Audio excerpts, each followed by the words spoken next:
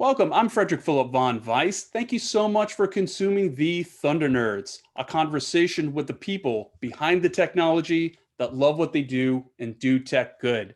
And before we get going, I'd like to first thank our sponsor for the show. We have an exclusive sponsor, the good people at Auth0. They make it easy for developers to build a custom, secure, and standard-based unified login by providing authentication and authorization as a service. So if you could please check them out at auth0.com. Thanks, Auth0. And with that being said, without any further ado, let's go ahead and welcome our amazing guest today. I'm so honored and I feel lucky to have you on the show, sir. We have, let me read all these points correctly, Vice President of Design Education at InVisionApp Inc., co-host of the Design Better podcast, speaker, and author of Designing for Emotion. We'll talk about the second edition. Aarron Walter, welcome to the show, sir. Hey, thank you for having me. It's great to be back. Yeah, it's great to have you back, Aarron. Thank you so much. So how have you been? I know you have gone through a lot of things with not only our current environment, our current political situation that is just nuts, but also writing the book. So how's it going for you personally? Plugging along like most folks. The world is upside down, and there are lots of lessons to be learned from this experience. And there are silver linings in all of this as well, which we could talk about. But I'm doing well. I'm feeling good. I'm excited to be here with you. Yeah, I'm happy to hear it. Then, yeah, thanks. I appreciate that. Yeah, hopefully we'll have some silver linings, and a lot of them will shine in November. We don't like to get too political, but I think some of these things go beyond politics and just basic human rights. And it's we're definitely in a good spot to initiate change and welcome it. And I'm really hoping that's what we see in America. Yeah. I mean, it's interesting. The pandemic is really an amplifier of so many things. It's creating space in our life, whether we want it or not, to pay attention to a lot of what's going on. Sometimes it's just paying attention to what's going on in nature and noticing birds nesting and animals stopping by your yard. But it's also means like paying attention to things in our country and in society that need some change, need some rethinking. Yeah, I think a lot of people, one of my guests that I had on the show a few weeks ago, Todd Libby, he was talking about how this really made him, the Black Lives Movement specifically, really made him rethink his quote unquote whiteness, his white privilege, and all the things that go along with that, and how to get out of that mindset and really think about the world around him, and not only ourselves but other people. And it's it could be quite challenging for some people to step out of their ego and see the rest of the world, but I think we're on the right track here. It's, as I said, I think of this pandemic as an amplifier, and one thing that it amplifies is the disparities between us, economic disparities, privilege or racial disparities in society. And it's an opportunity. I see this in our world, in our field, as designers, as people who make things, to ask that question: who are we leaving out? Who's not included in what we're doing? Designers have a lot of power in what we're doing. We're making products, we're making services, we're making websites that a lot of people use. And by asking that question that maybe we weren't paying close attention to, who are we leaving out? We can start to rethink some of our philosophies, recognize some of the flaws, shortcomings that we have, and make a change. Yeah, I think a lot of it comes from the fundamentals of our teams within certain organizations. Like if you have a team, and everybody on your team is a male, or everybody in the team looks like you, whatever that may be. Same economic background, racial Yeah, profile. yeah, Yeah. same culture, same religion, Yeah. or lack thereof. You're not going to be able to have a really rounded understanding of humanity. And I think that's why a lot of people kind of think about going to these big places, these meccas of culture, such as New York, New York City, where you could really experience Yeah. humanity to its fullest and see the best of people, really be able to take that experience in through osmosis on the basic level, and then on a person to person level, you really get to have a great understanding of the rich culture of this world and appreciate it and use it to empower yourself. Yeah. Um, I mean, that's one of the things that I love about cities is just um, multiple perspectives, um, multiculturalism. And I got to say, though, there's like this flip side too, that when we're in cities, we often forget about like, what about people in rural areas and what about their experience? Or what about people who, didn't grow up with privilege? And I think that's another one of the flaws that I would encourage listeners, watchers tonight to think about is just, again, who are we leaving out? Because I think that regardless of where you sit on the political spectrum, there's this general feeling of being unseen. You don't understand where I'm coming from. Um, I am such a lover of the web and its possibilities. And the reason why I got into this space 2+ decades ago is because I felt like, we could make something really powerful and we could make great things that change humanity and bring people together. But we also recognize that what we're creating creates these niches, these corners where we can hide and have kind of an echo chamber of our own perspectives reflected back. That's problematic, right? That's problematic that we're not actually getting the full view of a problem.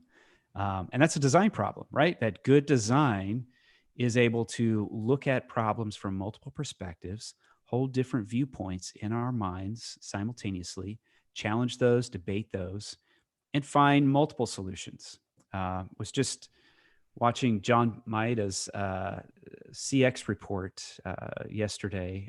He's on our podcast, the Design Better podcast. And um, in there's a quote, something to the effect of like, if you don't see multiple solutions to a problem, you don't actually understand the problem.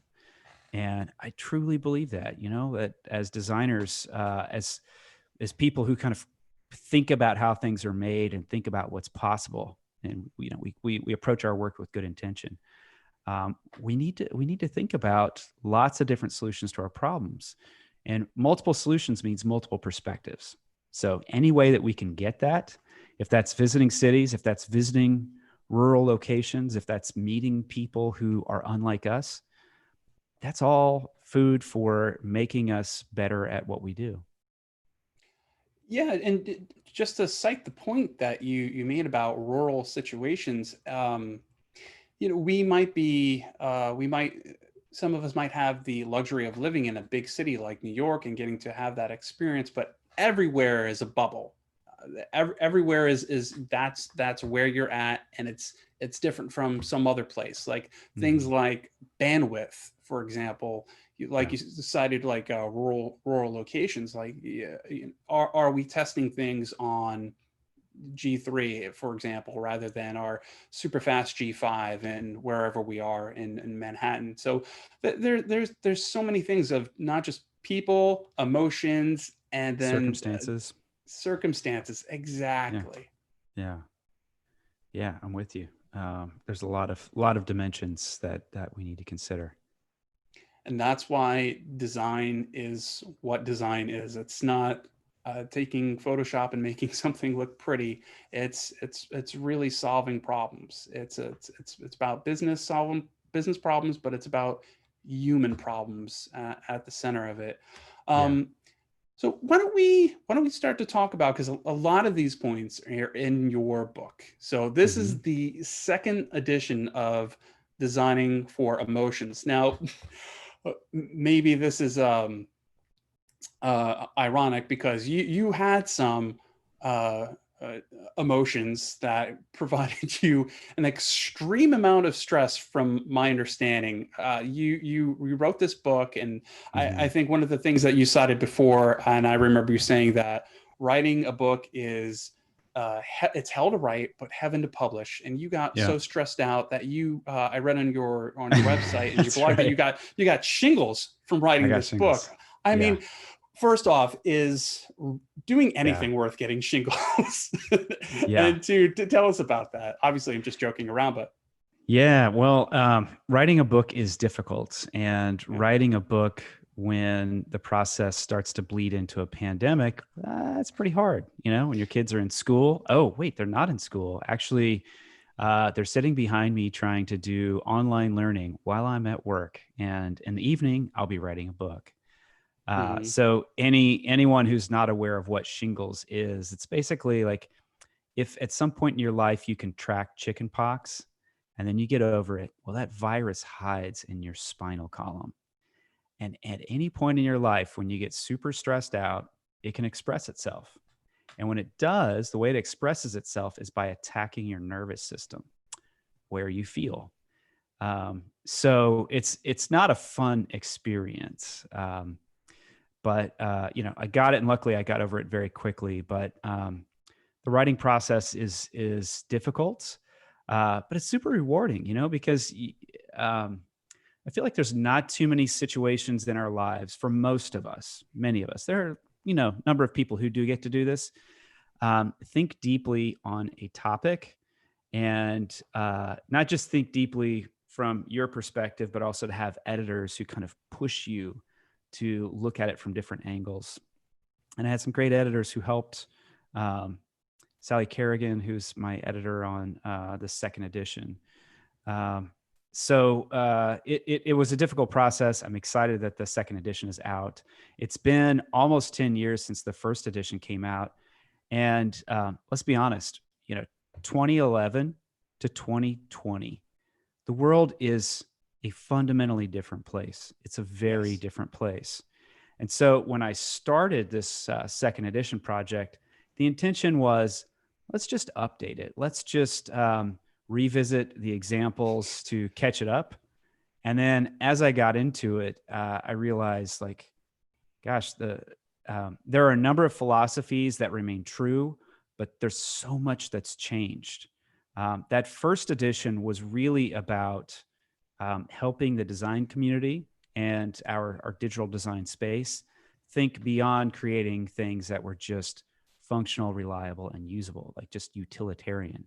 Let's learn from information, or from industrial design and from architecture, and many other design disciplines that came before us. Let's create things that are like pleasurable to use and exciting and like engage us on an emotional level. At that time in 2011, this phrase "design for delight" was Oh kind of the yeah. mantra. We heard in so many conferences and so many companies, and what I realized as I was writing the second edition was that is just what falls woefully short. 2011, I still had the optimism that the web was this um, revolution, this thing that brought us together. And today I see it as a thing that is also tearing us apart. It's not helping us see one another's humanity. It's not helping us connect the way that we intended it to. So we have unintended consequences, and it's getting rough. It's getting really ugly. And I think it can lead to big problems if we don't think about this further. So this second edition is really about challenging designers in the design community to think beyond just design for delight, but what about mistrust? What about fear? What about stress? What about anger? What about this full range of emotions that are, they're on the surface right now in our lives, in a global pandemic and social upheaval, election year in the United States? We feel all this stuff so acutely. How might we use design to think about that circumstance? Yeah, you talked about one example one example I'd like to cite in your book. It was specifically in this realm was what was it, TurboTax, where you were talking about, obviously, designing for emotions, where someone went for the first time to fill out their taxes, and or rather, the first time they went to fill out their taxes without their partner, their spouse, what have you, Yeah. has left them, and they check a box and they provide a message to communicate, we're sorry for your loss, etc. Mhm. Like having some kind of human emotional element to say, we get it, and we're going to be here for you, and we're going to get this done right, and we're going to try to make this process as easy as possible for you. Yeah, this example I think is really interesting, and it leads to kind of a bigger philosophy about ownable moments, these moments in the customer journey, whether they're a peak moment where things are really great and customers feel empowered and good, or a valley moment where they feel terrible. Maybe the product is frustrating, or maybe there's this deep emotional moment that is difficult to process and deal with, as is the case in TurboTax. So if you lost your spouse, you're filing your taxes for the first time without your spouse, you have to let the federal government know that, because your tax circumstances are different now. You might not have two incomes, tax credits are different, et cetera. Critical piece of data. It's data, but it's humanity. It's like how would that feel to experience that? Maybe you lost your partner and you've had months to grieve and process that, and going through this tax filing process just reopens that Pandora's box of emotion, Oh God, yeah. which happens every year. Statistically, I don't know how many Americans die annually, but statistically, there are a lot of people who file their taxes and they have this experience. And what TurboTax did is not, it's not a real stroke of genius from a design perspective, but it is a stroke of generosity, of Yeah. just recognizing the humanity of the moment, that you're experiencing a loss. This is probably really difficult for you to acknowledge. Filing your taxes is stressful enough, but adding on top of that the sadness of losing a spouse, um, acknowledge that, recognize that this is how people feel. Um, treat the people on the other side of your products and your website like you would if you were talking with them in person. Um, that's one thing that I think we all can acknowledge, is that the web, the anonymity of the web, brings out our less desirable traits. We do and say things that we wouldn't do in front of, if we were to meet that person face to face. So I love how TurboTax just considers um, the humanity of the moment and acknowledges that loss, and kind of reassures the user that they're going to help figure this out for them with the taxes. I think another example, and it might be not the best example, but it might be a failing example, possibly. But it's good to think about because it provides some context and help us think about ways that we can succeed. Is we were talking to Eric Myers a few months ago about how Facebook will give you Yeah. these Yeah. memories. And sometimes it's memories, and I've experienced this too with some family, unfortunately, as well, where you get this memory of, oh, you celebrated so and so's birthday and blah blah blah, and they're not with us anymore, and that's a moment that's not a pleasant moment. But Yeah. I think within this instance, it's a teachable moment that we could talk about to say, I don't know how that gets fixed, but it's certainly something to think about and incorporate Yeah. within Yeah. the design. Eric's book, Designing for Real Life, that he co-authored, I highly recommend that book. I think there are a lot of great lessons. His book and the second edition, I think that they feel connected to me. So they're good pair to read together. But yeah, so in the second edition of this book, in the new chapter where I write about designing for empathy and inclusion, I point to two designers who I admire greatly, Boywen Gao and Jahan Manton, who've put together this amazing framework called Designing for Diversity. And it's a series of questions that we can ask ourselves and our teams to help us think about different circumstances. And one of those questions is, what's the worst that can happen and on whom? So the intention is to help us see, we bring good intentions to our work as designers. We want to do good work and help people. But sometimes what actually happens on the other side is very different than what we intended. And this is the part that I think we've learned in the past 10 years since that first edition and the second edition of, I want to do something great. I'm going to make this great thing. I'm going to put it out in the world and it's going to be awesome. Let's move fast and break things and it'll all be just fine. Well, it's not just fine. Actually, our intentions, if we don't connect our intentions to the impact, the communities that this actually impacts, the individuals who this actually impacts, if we don't follow up on that, we can end up creating chaos. It's almost as if we're playing with nuclear power and not thinking about, the radiation effects, that the fallout of what can happen with the things that we make. And we've seen that so many times. Right now, as we're recording this week, Facebook is going back and forth and trying to mitigate this boycott that advertisers have against them, related to hate speech policies on their platform. And they intend to have free speech. But it turns out that there are consequences to what people say. And if you create a platform where people can say anything without having consequence, you're actually enabling really negative circumstances. So in a nutshell, that gap, if there's a theme of 2020, it is good intentions and negative outcomes. We need to be smarter about the gap between those.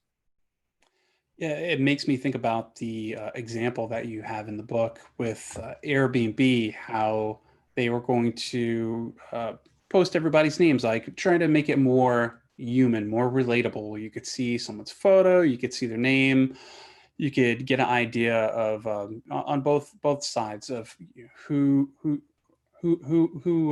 actually has the home, the residence, what have you, and then Host and guest, host and guest. Thank you, host and guest, and then unbeknownst to them, we had that issue where I'm going to look at the statistic you have here that African American names are 16% less likely to be accepted relative to identical guests with distinctively white names like that. Like you think that, your intention is to do a good thing by making this more of a human experience. And then society, it's almost like no good deed goes unpunished kind of a thing, almost.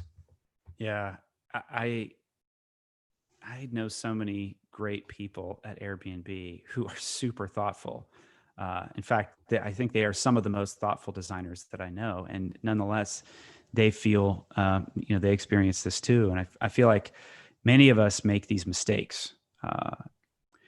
But Airbnb is a business that is predicated upon trust. If the host does not trust the guest, the host will not welcome the guest into their home. And if that doesn't happen, then Airbnb doesn't make money. It's not a sustainable business. The magic doesn't happen. People don't connect. And so they build systems. They're very thoughtful about mapping trust about across their customer journey.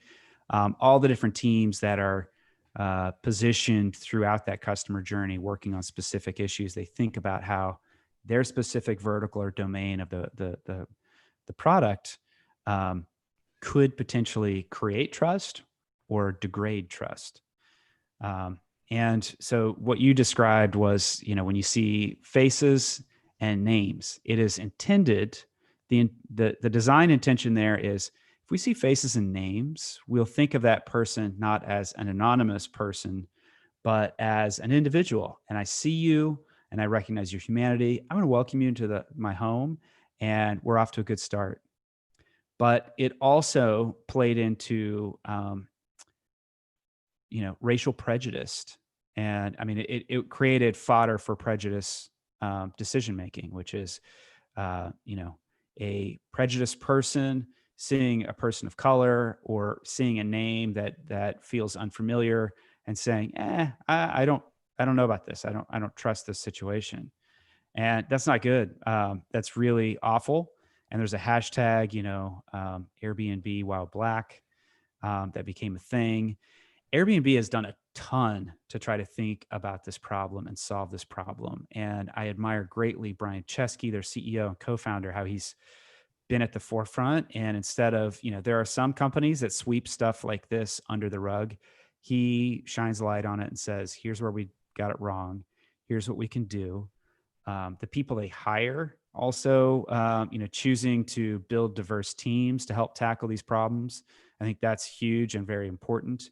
And also they're working on a framework for identifying, discriminatory practices and then open sourcing that so other companies could also tap into that and use that in their products. Yeah, it's definitely something to own, understand, digest, and then try to solve these problems.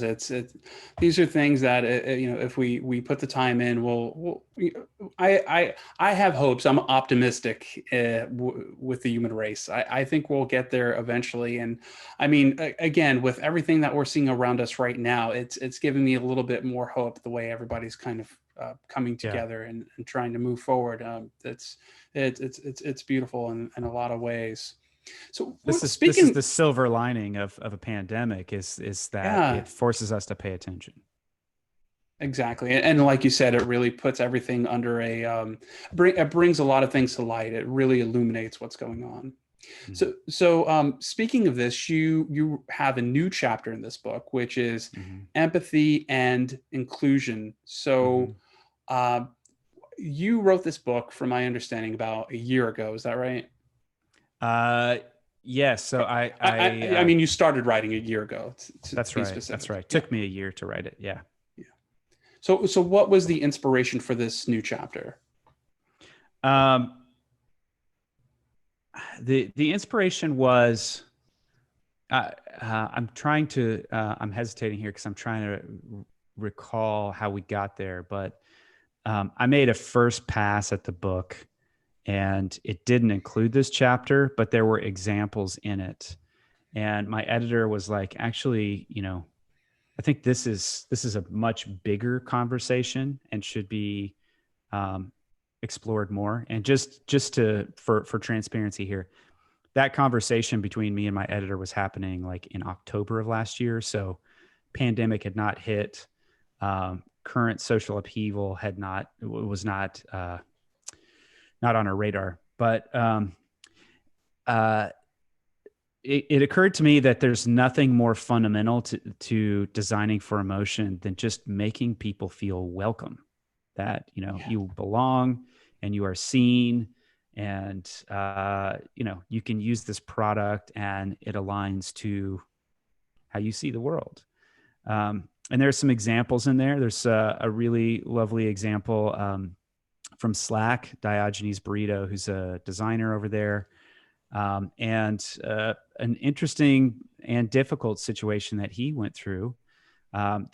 Slack was doing a new campaign that required some design assets to be able to publish on social and various places on their website. It was just about like putting a Slack button, like post to Slack type of thing. Oh yeah, the add to Slack, right? Add to Slack, exactly. Yeah.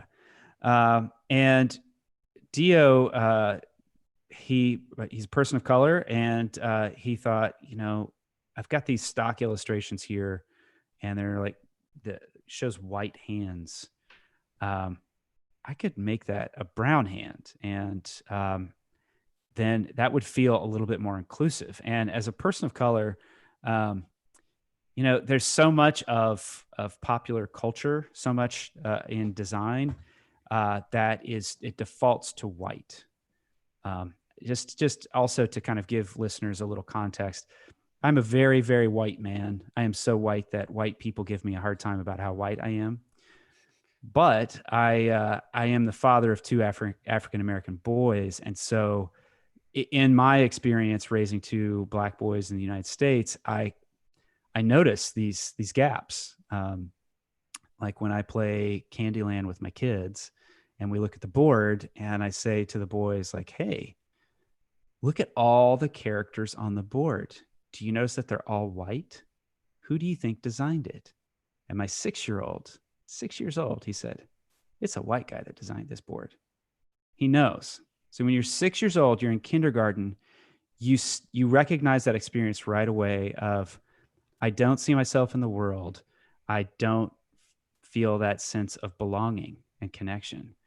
And that's a heavy thing to carry, starting at a very young age, all the way into your adulthood. So fast forward, when you're an adult, you're a designer like Dio Brito at Slack. It's a small thing. I'm just going to change the skin color on this illustration. And he said, like, I don't want to make this a thing, because he did have to talk to a colleague to get the assets and kind of explain why he wanted the source material, source illustrations. But he said, it kind of is a thing. It's the right thing to do.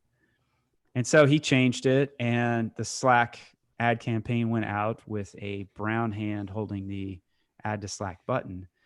And so many people responded. People of color were just like, yes, I feel seen. Like, I don't often see my color reflected in the world. And you did that, and I appreciate it. This is a thing that normally it would be kind of like a campaign that pops up and it fades into the distance. Yet we're still talking about it. Why are we talking about it? Because the default, it's just so rare to see people of color represented in normal circumstances. So I love that he shared that experience. And I also love that how it was responded to within the design community, and just more broadly, lots of people noticed that. And it brings us back to the earlier part of our conversation. Who are we not including? That feels like a really important part of the idea of designing for emotion, of designing to make people feel connected, make people feel included and seen. That seems fundamental to that philosophy of designing for emotion. How do we, and if having teams that are more diversified, I imagine would greatly help this point out by so much. How are we not having teams with more diversification, and how do we do that? How do we solve this Yeah. problem? How do we start that conversation and say, hey, everyone, let's look around, let's recognize uh, who we are as a team, and maybe challenge that identity. Yeah. I think there are a number of ways to approach this on an individual level, on a team level, and on a company policy level. Many companies have policies where we refer people to try to find talent to fill spaces on your team. And what happens with a policy like that? There's a financial incentive. You might get $1,000, $2,000 for connecting someone that you know in your network to the company. And if that company starts with a certain group of people, let's say it's a bunch of white people, and you've got that policy where there's a financial incentive that people get paid more for recommending people in their network, it is a self-fulfilling prophecy that you will build a company of predominant, that is a homogenous group of people. And so you don't build diversity. So that's a damaging policy that we're not thinking about carefully. It seems like, oh, low-hanging fruit, we'll get more people if we just go to whoever you know is the best person. But it's problematic. Also, the philosophies or the ideas about where we find top talent. Let's only look at the top schools in our nation. Let's only look from Ivy Leagues. Let's only look from the top logos, the top brands. So if lots of brands are only going to the top universities that are prohibitively expensive, insanely expensive, let's just call it like it is. At this point, Yeah. college is insanely expensive, even at state schools, let alone an Ivy League school. And those schools also have policies that might have biases built right in. What you have is a fundamental structure in the system where we get almost no CEOs in the Fortune 100 or Fortune 500 who are people of color. Almost none. They're almost entirely white.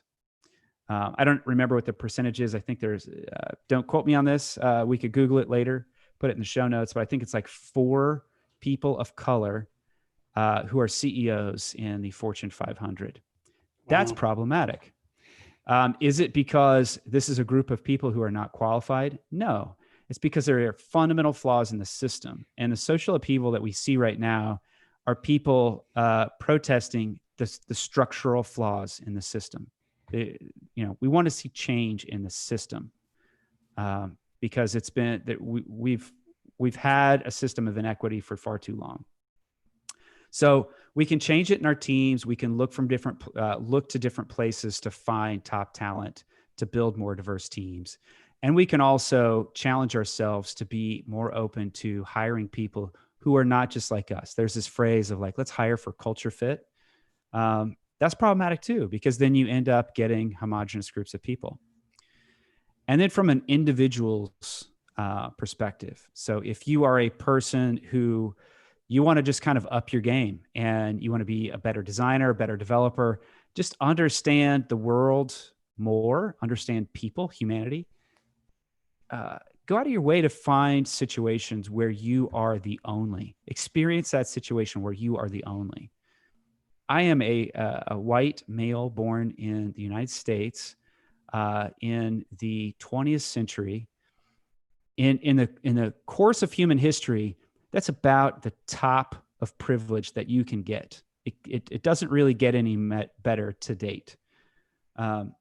So I have a narrow set of experiences, and there are things like when I take my kids to the barber shop, I am the only, and it feels uncomfortable, and I'm conscious of the uncomfortableness, but I am present, and I am participating, and I am open. I want to be part of this experience. Going to an entirely Black church and experiencing that and feeling connected, or intentionally building a social circle of friends who don't look like me, don't come from the same background. Because for me, it's like my wife and I know that if we don't do that, our kids are going to feel like they didn't have a connection. They feel that burden, in adulthood. If they don't feel it right now, it's a thing that builds. So put yourself in situations where you are you're a fish out of water. This is different. I'm not used to this. When we're not in a pandemic, travel is a good way to do that as well. But any way that you can expose yourself to that, even just reading great books, like, go read a Ta-Nehisi Coates book, James Baldwin, expose yourself to different perspectives. That's going to help you. It's going to help you be a better person, better designer, feel more connected to the world. Yeah, it's just advantageous for you as a person in so many different levels to take in other cultures, other people, other ways of thinking, to just, if not anything else, to even just grow your own understanding of the world and your position within it. Yeah, absolutely. So why don't we jump into another chapter that I wanted to ask you about, which is chapter 6, which was originally titled Forgiveness. And you added trust, fear, and forgiveness. Can I ask you why the appending that to the beginning there? Yeah, there's just so many situations right now where trust in products, there's a lot of skepticism in the world and with the web. You're filling out a form and they're asking for a lot of information. You're like, why do you need this information? So I could get like an insurance quote or set up a bank account, whatever it is. Why do we feel mistrustful? Well, because we see our information being misused. We live in a world where, we're told, uh, don't count on any of your data being private, because it's all, all systems are porous, and there are so many hackers that are releasing these things. We also see just like blatant privacy breach in so many places. Our emails being abused. It's really like, what circumstances do we not have some sort of trade-off or violation in order to get something out of our digital experience? It's just, data is very fluid. So we are mistrustful, and as designers, we need to think about that stuff. I think it's fascinating. There's an example in there about Apple. Uh, Apple is a interesting company, often cited for design things. I think it's really interesting how they are using privacy as a competitive advantage, as a differentiator to say, when you buy our products, these products are encrypted. Our services will not ask you for personal information. Like they go out of their way to explain the privacy value proposition of their platform over other competing platforms. Right. And it's a differentiator. And now, is that the reason why they have won the platform wars, like by a long shot? I think they're 1.5, 1.6 trillion market cap at this point. They've won big time in iPhone and iOS and so forth. I think it's part of it. And we also see like fintech companies taking really interesting approaches to building trust and also disincentivizing really bad behavior. Wealth Simple is an interesting company. I talked to their head of design, Rudy Adler, as research for the book. And really fascinating to me, when you log into their platform, you see the stock market, like the map of your investments. If you don't know what Wealth Simple is, it's an automated investing service. So you put money in there on a regular basis. It automatically invests and balances your portfolio for you. So it's a computer managing my retirement fund, which is super crazy. And like, I don't trust it. That's why would I trust this? So there's a lot of stuff that's happening on the front end, and that's a different conversation to get you in the door. But when you get in the door, one of the problems with financial services is that when you're in a bear market, like now, a big recession, what you see is typically like, open up your phone, look at the stock app, you just see the crater.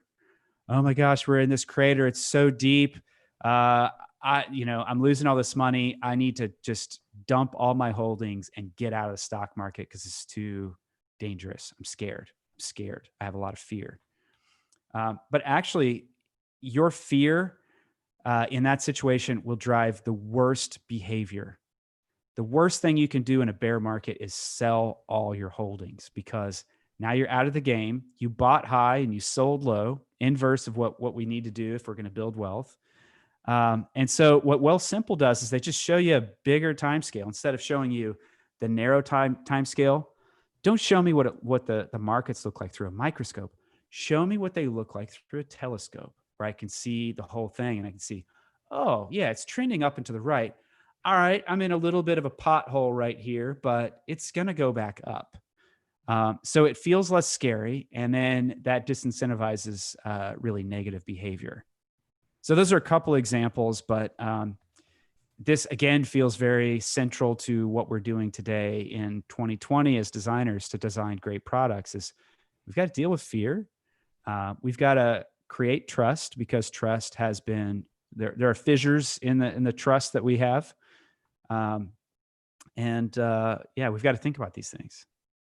Yeah, just to cite another example, I think you wrote about 23andMe, how people have that trepidation giving away their code, their genetic code, or whatever they think, and they say, we don't want your blood. It's just a little swab, and it goes back to, I think, another thing that you said, where it's if a decision is too hard to make, you'll usually go with your gut. You'll go with, Uh-huh. instead of going with logic, you'll go with emotion. That's right. Yeah, and there's been a lot of interesting studies on this, but basically, we like to think of ourselves as humans that we are governed by logic and rationality, but so much of decision making is built on emotion. Emotion is a bit of a compass for us to navigate life. That extreme emotion that's positive gets encoded in long term memory, so we can repeat those things. And extreme negative emotion also gets encoded in memory, long term memory, so we avoid really dangerous or negative situations again. Um, uh, loop me back around to the question one more time. I getting off Sure. topic here. Yeah, we were talking about those examples, and I was saying like the same thing with 23andMe, how they Yeah, had people having trepidation employing their services because they were saying they addressed it well, communicating like, we're not looking for your blood, we're just trying to help you out with some of these things. It's just it's more of like a casual service in some respects. But what I was also citing to append to that point is how you were talking about where, if sometimes, and maybe it goes with it, maybe it doesn't, but sometimes when we don't really think things completely logically. If we can't make a logical yeah, decision, we'll go with our yeah. gut, That's and right. if it Thank you. feels right. Yeah. Yeah, very long day. It's late in the day over here on the East Coast. Yeah, I mean, emotion is that tiebreaker that, or kind of helps us make a lot of decisions. There's studies in the 1800s. There's an interesting case where a man had a steel bar penetrate his skull and come out the other side and essentially sever the two hemispheres of his brain.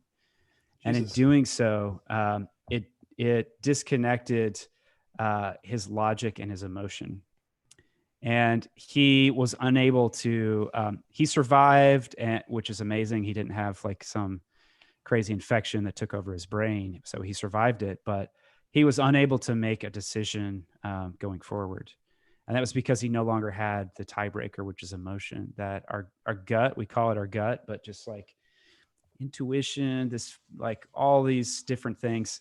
Malcolm Gladwell talks about this in his books, Thin Slicing, um, where we have these gut reactions, which aren't always right, but in many cases, if you have to make a snap decision, they are more right. Yeah. And so we need those gut decisions to help us decide: is this a good thing for me or a bad thing for me? And as designers, we kind of have to know how the human mind works. We have to understand some fundamentals so we can consider, like, if we're designing, if we're working at Wealth Simple, how might I get someone to sign up? What are the signals that might tip the scales? Okay, I think this feels like a trustworthy organization. I don't totally understand how their algorithm works to make all this automated investing for me, but I'm excited to try it out because there's this cool value proposition and it's done really well, high production value, and therefore the engineering behind it must be equally as high in production value. So emotion is, we are more Captain Kirk than we are Spock. That makes a lot of sense. It kind of goes back to one of the things that you said with the whole thing with the limbic system, about how you build memories in the limbic system via it's about emotion, where you have things that, you touch a stove, the stove was hot. That's a long-term memory. That emotional connection, it helps identify things, and we can and do a lot of times with these products within marketing. We employ those kind of patterns to help us communicate value, or sometimes they're used in more negative patterns, right? Absolutely. Yeah. Uh, it's amazing how our memories work. Um, that close connection between long-term memory and emotion. it's not an accident. It's evolutionary. It's a preservation mechanism. One of the other points I wanted to ask you about with the chapters here is, and I like comparing them. I got them side by side. Oh, nice. Uh, is you had chapter 7 was risk and reward, and now it's the business of emotional design. Yeah. Why the change? Why business? I wanted to give readers the tools and the stories that they need to talk to colleagues or skeptics about the idea of designing for emotion. Um, it's baffling to me that human beings don't recognize that there's emotion present in every moment of our lives, and something so fundamental. Maybe we want to just give some careful consideration to that in our work. But with that first edition, the questions that I heard the most were like, how do I convince my boss that this is a worthwhile endeavor? And so in that chapter, there are a couple things I talk about, like our process and how our process is so often flawed. It's important for us to get to market quickly, to build products quickly so we can test out with customers and learn. But in doing that, we make some mistakes. We make some big trade-offs. Sometimes, I'd say most of the time unconsciously, that we make really negative trade-offs that an MVP, minimum viable product, is what we make to try to take to market. Like, we can't create everything. We only have so many people, so many dollars, and so much time to be able to produce this thing. So let's try to make a thing that's as good as we can and get to market quickly. Problem is, what we do is we end up making something that's just functional and it's a little bit reliable, but we don't really think about, like, is it super usable as well? And is this a thing that people want? Like, do they enjoy using it? Does it make them feel good? Does it kind of meet their emotional needs? And so if we don't do that, there's this principle called the primacy effect. It's, first impressions. When you try a product for the first time and it's not good, you are very unlikely to return back to that thing unless some like massive change happen, new brand, like huge marketing campaign, you might come back. But that first impression, it's either it connects or it doesn't. I wanted people to see that. And so instead of thinking of MVPs as like the base of the pyramid, that hierarchy of needs, it's in the book, that it's a slice from top to bottom, that it is functional, it is reliable, it is usable, and it is emotionally relevant or engaging.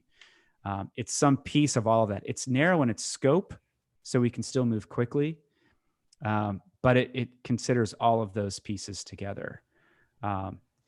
Also in that chapter are stories of just like, here are companies who've won, done something really big through emotional design. So if people have some of these tools, they can start to build the vocabulary and spark conversation within their companies.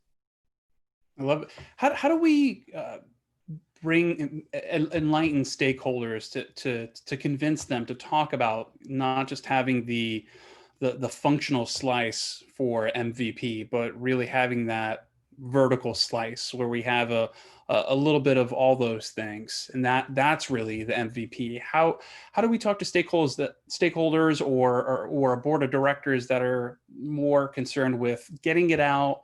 We'll talk about that later. Let's just see if there's a need in the market for this.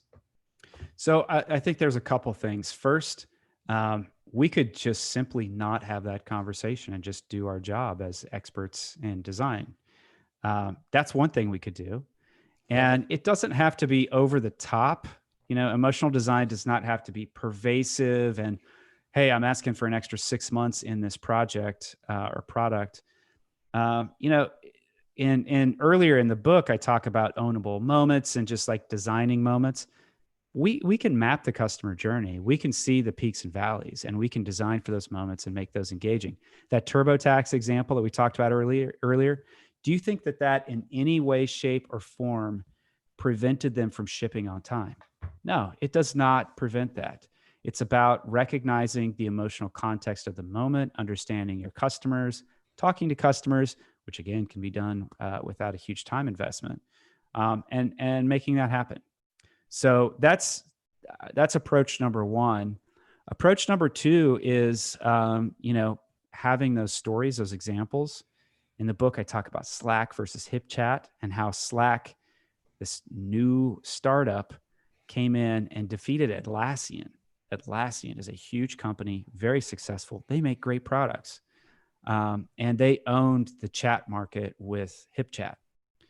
And Slack just completely upended them in a spectacular way. So much so that Atlassian said, okay, let's pull the plug on HipChat. They tried to iterate, didn't work out, pull the plug, built a new product, and finally said, like, all right, we give up. We're actually just going to partner with Slack. And they did. So examples like that. There are also examples about venture capitalists placing big bets on companies that are thinking about emotional design.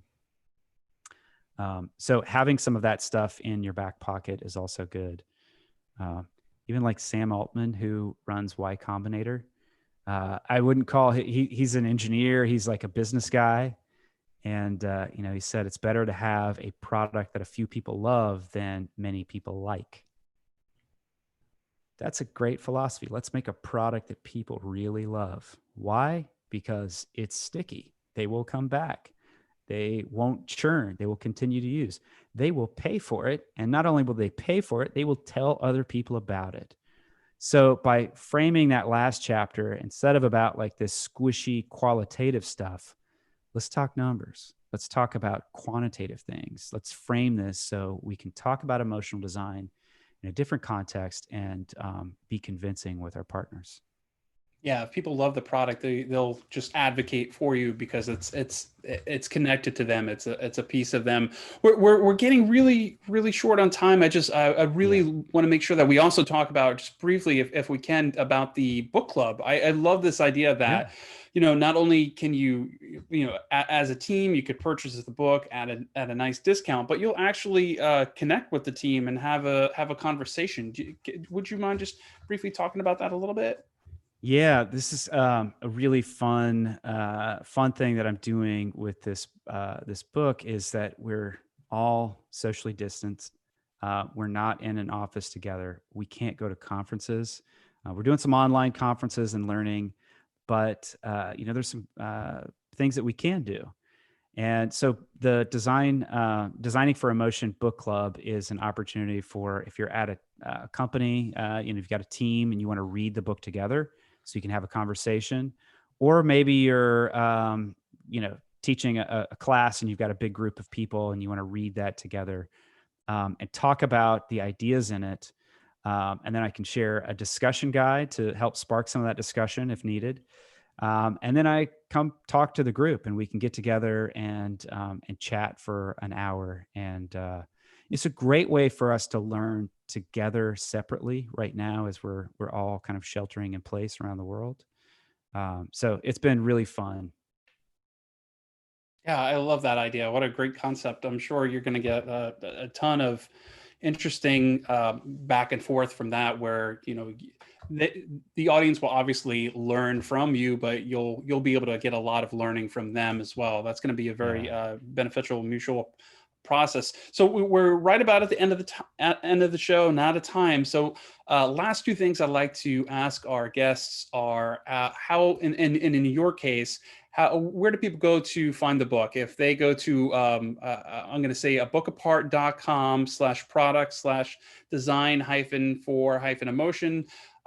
Do you have a short URL or any other locations you want people to go to? We'll obviously have links to all this in the show notes as well. Yeah, if you just go to abookapart.com, you'll find it. It's has been on the homepage for some time, so you should still be able to find it. That's abookapart.com. And if you visit my site, aarronwalter.com, that's 2 A's and 2 R's because my dad misspelled my name at the hospital. So my name is forever misspelled. You can find out more about, that's right. You can find more about the book, more about book club, and kind of additional content that's adjacent to the book. Yeah, and again, we'll have links to all this in the show notes. And the last thing I like to ask our guest, Aarron, if you have any parting words, and any words of wisdom, anything you'd like to bestow upon the audience at the end here. Ooh, heavy question. Yeah, I'll leave you with this. I've said it multiple times in the interview already, but let's think carefully about the gap between our good intentions and the impact that we have on the world, and let's design for that gap. Love it. Excellent. Very well said. Well, Aarron, honestly, thank you so much for sharing your time with us. I'm very grateful that you accepted our invitation and shared your time with us. Super appreciate it. It's great to see you, Frederick. Yeah, it's great to see you. And thank you, everybody. Happy 4th of July. I hope you have a wonderful weekend and take care. And as always, we'll see you next time